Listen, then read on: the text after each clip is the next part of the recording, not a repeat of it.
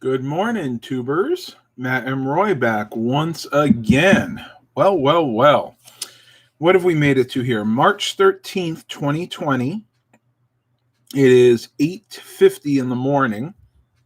My sinuses are finally draining, so I can actually hear myself talk. Like we all know, I like to hear myself talk. So you guys may notice that I'm on a new profile here. Well, I've been adjusting the live stream setup just a little bit, using the tripod mount again.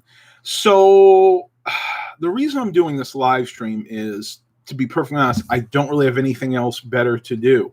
With this outbreak, everybody is fearful of going out and conducting normal business. There have been a couple of cases that have popped up in the Virginia Beach area, so very, very close to home. When I say that this coronavirus, and I'm not afraid to say it, is hitting close to home, it's hitting close to home. I mean, I live maybe, let me readjust myself here.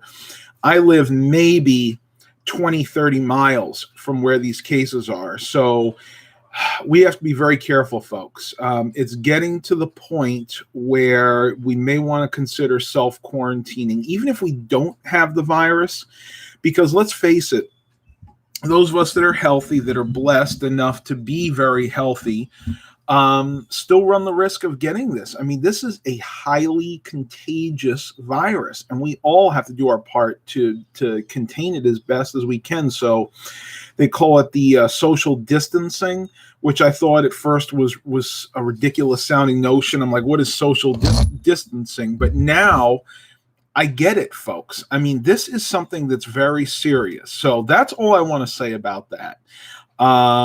I really did this because I want to try to boost everybody's spirits. We're going to try to stay positive. We're going to try to get through this as much as we possibly can. So who we got here? George Blakely is here. So let me know. I'm very curious. Are you able to go about your normal routines, or are you at home quarantining yourself? This guy I watch behind me on YouTube is about to go into self-quarantine. He lives somewhere near Manchester, and there have been a lot of cases there, in Italy, pretty much across the globe. And, you know, all seriousness, well, I say all kidding aside, we want to be prepared. Not fearful, but prepared. And yes, I am drinking my coffee. You guys and gals out there know I gotta have my coffee. I have about 3 cups a day, and this actually does help boost your immune system, believe it or not, especially in these troubling times. You know, not just with this, but with the flu, this will actually help boost your immune system. Now, is coffee great for you? Not necessarily. It raises blood pressure. It's got a lot of caffeine in it, but it has a lot of antioxidants. And I try to do my best. Instead of using refined white sugar, I use either pure cane sugar, or even better than that, I actually use coconut sugar, which is like derived from the coconut flour. And it's actually really good. And that's even better for you than the cane sugar. So good. McCafe Winter Wonderland, available at the new 5 and 10 variety store. Highly recommend it. All right. So let's go ahead and pull some questions up from yesterday, stuff that I did not get a chance to answer in the past live stream. And you have to excuse me. I keep wanting to look up because that's where I'm used to the camera being. Now that it's moved down, I just got to get used to it, honestly.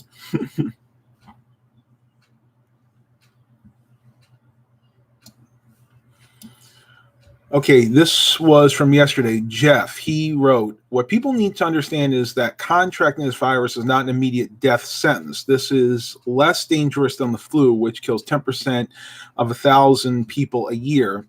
And those are mostly the elderly and immunocompromised, which is basically what I've been saying all along. I'm not downplaying this, but everyone needs to calm down and stop panicking. I couldn't believe it when I went to the local grocery store yesterday. It was a complete frenzy. It's ridiculous. I haven't stockpiled a thing and don't plan to. Okay, yeah, it is ridiculous, folks. When you're going into grocery stores and they're out of things like toilet paper, paper towels. What was the other thing? Hand sanitizing wipes. I kind of get that one, but toilet paper, paper towels, napkins, things like that. Folks, you do not need to be stockpiling dry paper goods like that. Yeah, it's good to have toilet paper on hand, but it goes a lot further than you would think. And at the end of the day, be kind to your fellow man out there. Don't take the last one. I mean, just keep a reasonable amount as a backup. But I mean, it boggles my mind when people think they have to stockpile all of this stuff when you really don't. Mainly you want to focus on food, because let's face it, a hypothetical situation. Let's say that, the ports were all closed. We couldn't get goods and services in. So yeah, let's say that the stores were closed and they didn't have anything. Well, food is number one. Actually, no, I'm going to take it back. Water is number one. You cannot live but about 3 days without water. And then number two is food. So food, water, and then number three being shelter. So food, water, and shelter are your number three must-haves. After that, then you got to start thinking of luxuries. And believe it or not, toilet paper is a luxury because there are alternatives. You don't have to use toilet paper. I remember a time where, for whatever reason, I think it was a bad snowstorm, and we ran out of toilet paper when we lived in upstate New York, and we couldn't go out to get it. I mean, we had like 6 feet of snow on the ground. And what we wound up doing, literally, we would ball up old newspaper and use that. Consequently, you can take like old rags, like you could take old shirts that you have, and you can cut them up and you can use that. So things like toilet paper and paper towels are not something you want to be spending your money on. You want to save your money for more important things. Diane Cabo says, good morning, Matt. Good morning to you. Hopefully everybody's doing well this morning. I had I had my oatmeal this morning, and right before I started the live stream, I had a blueberry I must have squished on my cheek here, and it was like dripping down. And I was just laughing, like, I'm glad I caught that before I got in here, because I know somebody would have mentioned something about that. We had another message on here from the other day. Let me see what we got going on. By the way, the chat windows for the live streams, at least after the fact, are now working again. For a while, I couldn't get people's messages that they left me after a live stream ended. Now that apparently is working again.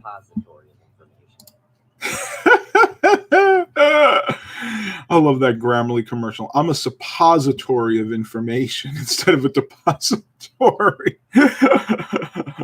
If you guys are seeing that on my ads, I'm glad that's there, because that gives me a chuckle every time I hear it.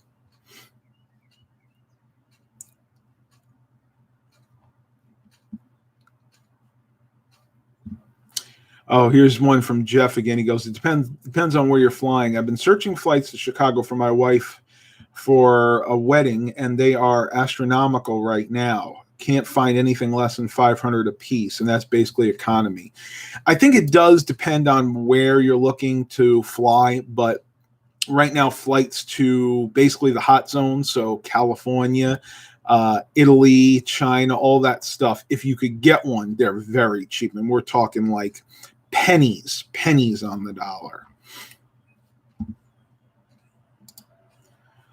I think that was about it. I thought we had more comments there, but anyway, hopefully everybody out there is doing well. Dad and I are probably going to try to stay in today, though he does have to go to the Motor Vehicle Bureau, and they have to do some things with the cars. I guess they're going to put the vehicles in both their names, because each of my dad's classic cars are only in his name, and he wants to put in my mom's name too, just in case, heaven forbid, something happened to him. But they're going to take care of that today. And I'm honestly concerned about that, because I would not want to go to the DMV. I don't know about you. With the way things are right now, I think it's more important that you stay home and stay healthy. It's just not a good idea to be commuting back and forth. And of course, being in the DMV with 200 or 300 more people in there, you never know. Now, granted, there isn't any cases immediately in our town, but I don't know about you guys. Virginia Beach is fairly close to where I live, and that really scares me. I I may venture out because I am the type of person that gets cabin fever very quickly. But I'm going to be very cautious where I go. Yesterday, I took a long bike ride, and I did stop at the thrift store in Aldi. I had to do some grocery shopping, but I'm thinking today I might just take a long bike ride down the path, to be honest with you. I think that's going to be the safer bet. That's a good point, WW Soul. As a matter of fact, that's the same point that my dad made, that the DMV might be quiet today because of everything that's going on. I'll find out from him when he gets home. But in my experience, the DMV is never quiet. This is probably the one thing that could make it quiet, though. Our DMV here tends to be a lot better than most. I remember vividly living in upstate New York, and whenever we had to go to the DMV, we would cringe at the lines. I mean, it would not be unreasonable to think you would be there pretty much the whole morning or afternoon. So we're talking 5 or 6 hours. Now, one thing that's great about the DMV now, you can actually do a lot of the stuff online, the smaller stuff like renewing your licenses, updating your plates. If you go to the DMV, they do have the express line. You can turn in your plates there. But there are certain things, like if you're registering a vehicle or renewing your license, you do still have to wait in line for that, which really stinks. It drives me up the wall.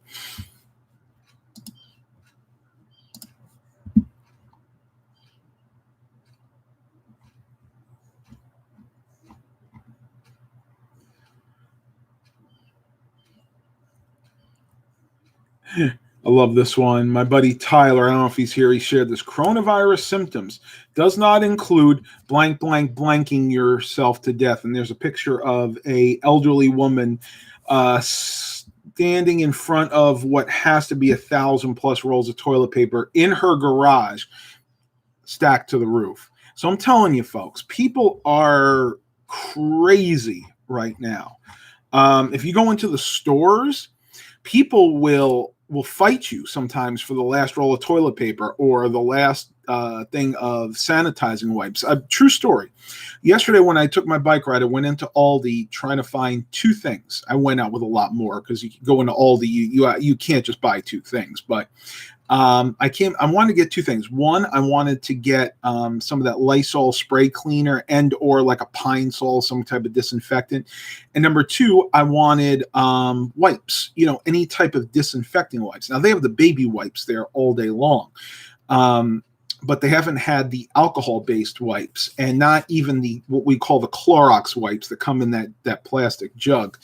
Do you know I must have hit it at the right time, because when I got in there, they had 1 carton left and maybe had 8 in there. 8 of the big, I don't have them in front of me, but the big jugs, the generic Clorox wipes. And I took 2. I kind of felt guilty doing that. I'm like, should I do 2? Should I take 1? I said, let me take 2. I'll leave 6 for someone else. And I'm positive the next person that came there must have bought them all, because actually I had to go back that night. Actually, that was probably about 11:30 yesterday, and I went back at night like around 7:30 because I needed to get some ice cream that I couldn't pick up when I was on my bike. Went back there and it was gone. I mean, there was nothing left in that section. So the moral of this story is just be prepared. Don't be fearful, but be prepared.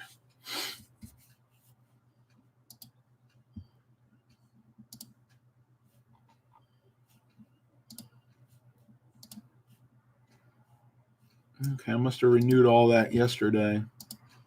So we got 7 watchers and 3 likes. Let me know. Okay, DMV. Oh yeah, I read that one already. Let me know what you guys are up to today. I'm curious. Let me know some things you're doing. If you are staying home, what do you guys and gals out there like to do to kind of push away the boredom, if you will? I'm kind of curious. Excuse me. I promise you I'm not sick. This is just allergies, folks. This is my seasonal allergies. Very typical this time of year. I'll tell you what's dangerous for me is being at home with an open internet terminal looking at vehicles that I shouldn't be buying, like this 2007 GMC Yukon with 198,000 miles for $3,000. That is really tempting. And this, believe it or not, is the Tahoe. This is not the Yukon XL or the Denali XL like the 2005 I have. Man, this is tempting. And it's in decent shape, too. The only thing I don't like about it, though, I've noticed that, okay, this is something you have to be very, very careful about, folks. Very careful. This is listed on Marketplace, and it is technically listed as a dealership car, and I can see it is a dealership car. But there is a watermark on every single one of these pictures, and the watermark has a date of February 16th, 2020, and next to it is IAA. Well, I don't know if you know this, IAA is one of those insurance companies. So there is a good chance that this is a salvaged vehicle. And a lot of time, I'm surprised that they did this because they could have just as easily taken their own pictures, but apparently they used ones that I guess the insurance company took. So this is one of two things. Chances are this is a salvage vehicle. Either it was a flood car or there was some type of damage that wrote this vehicle off for them. So yeah, I didn't actually see that yesterday. I'm glad I took a second look. But I'll tell you, folks, a lot of people miss that. You got to be very careful out there when you're buying or looking to buy a used automobile. I don't care if it's a truck, a car, an SUV. There are always little signs that should tell you to walk away. And I don't always listen to them. In the past, I've gotten burned, believe me. But as I've gotten a little bit older, I get wiser to it. And things like that, you want to make sure you have a clean title. And I've had people try to pull the old switcheroo on me where I'll go look at a vehicle. Everything looks legit. It all looks good. And then I'll go look at the title and I'll realize the title is in someone else's name. And then I'm like, okay, why didn't they retitle it? And sometimes they'll give you an excuse. They'll say, oh, we bought this vehicle and we just thought we'd sell it with that person's name because if you retitle it, there's like $150 fee because you have to pay taxes every time, at least in the state of Virginia, you transfer the title from one person to another, you actually have to pay taxes on that. But a legitimate dealership, if you will, I don't know if I mentioned that, this is a dealership, will have the title transferred to the name of the dealership. So you got to be very careful about that. As a matter of fact, I can't remember which vehicle it was, either the Yukon or the Buick that I had that problem with, that it was technically at a dealership. I think it was the Yukon. It was a dealership, but the name on it was from the previous person. So obviously they didn't want to they didn't want to pay the extra to get it retitled. And in that case, I kind of understood it because that was only a $2,300 vehicle. But if it's something more expensive, like and newer, say you're trying to get something like a 2012 Toyota Camry, and maybe the asking price was $8,000 and the title was not in the dealership's name, then that might be something you'd want to consider walking away from. Jonathan Grindle says, good morning, everyone, just off work. Oh, that's right, you do the night shift. George Blakely, I'm at home now, haven't decided yet to go out or not. Yeah. Look, if my recommendation, if you don't have to go out today, don't risk it. You know what? Take a prayerful watch and wait stance and just see what happens. You could add it to the car collection.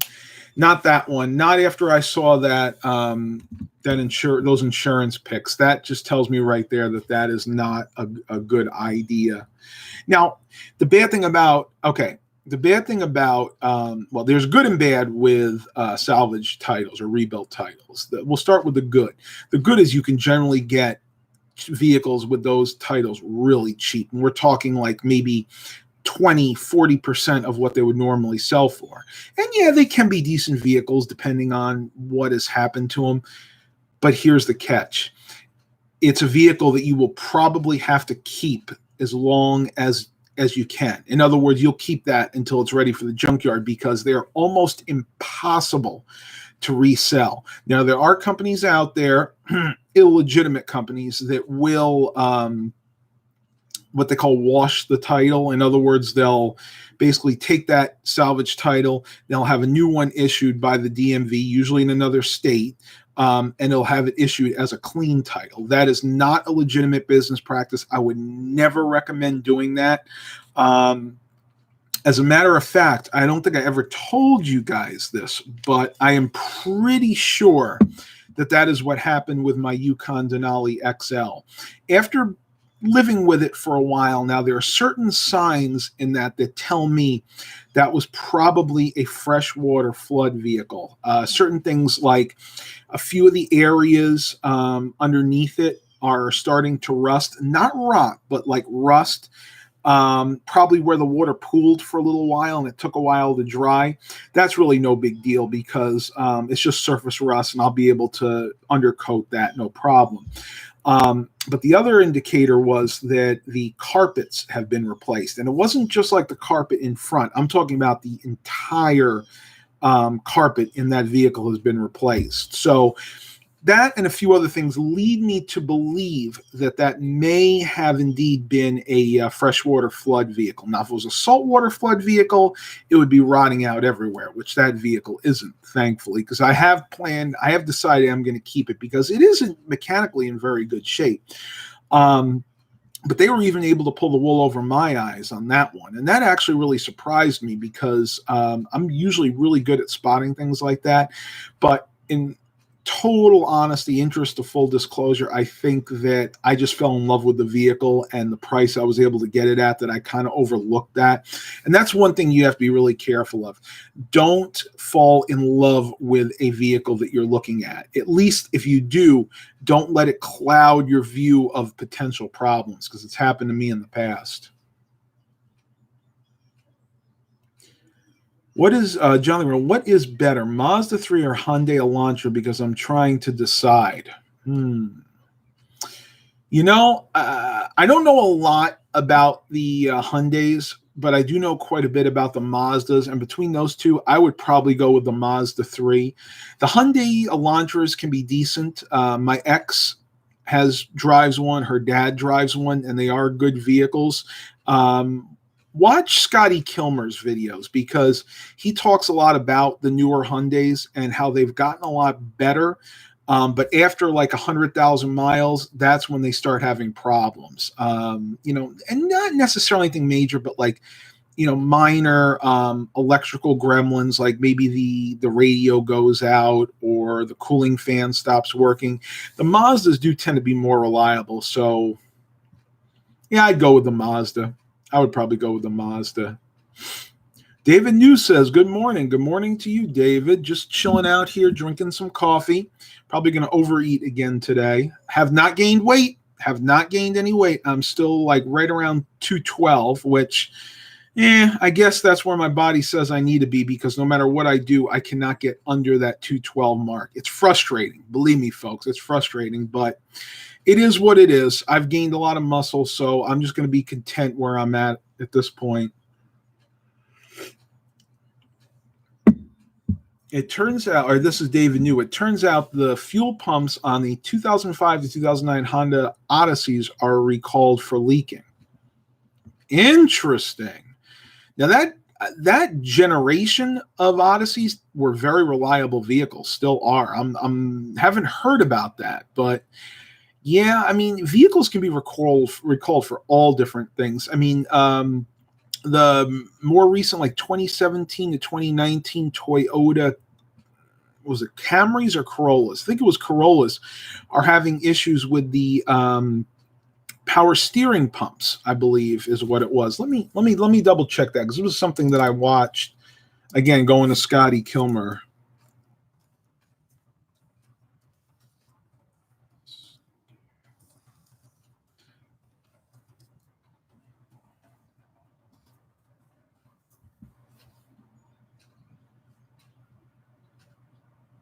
Toyota Motor said today it will recall some popular models for a defect that could kill power assist to the steering. The automaker says a circuit board for the electric power steering may have been damaged during manufacturing. As a result, the vehicle could lose power assist to the steering. Now, that's really scary, because if that is electric power steering, then if that fails, you pretty much can't hardly turn the wheel at all. It's not like the older hydraulic power steering, where if it breaks down, you can still turn it. It'll be hard, but you can turn it. From what I understand, the electric power steering, it kind of locks up basically when it fails. So I don't know, Toyota. Seem like they're going the way of a lot of other vehicles right now. It's a real shame. David knew my 2006 Odyssey is a few hundred miles from reaching 200K and still runs great. Yeah, they can run good for a really long time. I mean, look at my 96 Chevy Tahoe. That's got 230,000 miles on it. Yes, in the interest of full disclosure, the bottom part of the engine was rebuilt on that, but that was due to a faulty oil pump. From what I understand from the previous owner, the oil pump went bad. Didn't shoot the oil where it was supposed to and cause some damage. But other than that, the top end of the engine's original, the tranny's original. From what I could tell, most of the suspension parts are original too, and that thing's still going strong. Matter of fact, I just had it in for inspection and it passed with flying colors. It's amazing. Older vehicles are much more reliable. I've had a lot of you ask me in the past, Matt, why don't you want to get something new, something that has all this technology? You're a computer guy. That's why I don't want all that technology in my vehicles. I like the technology in my room where I can use it at night. I love working on my desktops, my laptop, my smart TV. I love my smart TV, but the more computerized our automobiles are getting, the more problems they're having. I've seen vehicles that are 2-3 years old with less than 50,000 miles where the computer systems are starting to fail. And I'm not talking about necessarily the computer that controls like the ignition and everything like that. I'm talking about like the computer that controls the instrument cluster or the HVAC system, because you got to remember they have multiple computers in all modern vehicles. They're basically rolling computers on wheels. So I much prefer going old school that way. And another reason, simple fact, I can do most of the work myself. If something breaks on that Tahoe, I'm able to fix, even though I'm not a mechanic.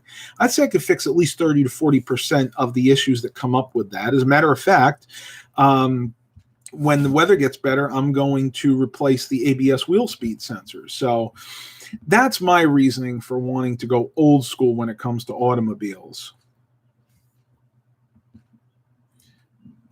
My dad's 01 Odyssey has 320,000 miles on it. Runs well, just that it needed a new transmission. That was during the years when they had issues with the transmissions. I think it was 98 to 04, like the first gens. Now it wouldn't have been the second gen. So maybe it was 2000 to like 2004. It was the second gens that had issues with the transmissions. But I mean, heck, if that's all you had to do to get it to that many miles, I take that as a win all day long.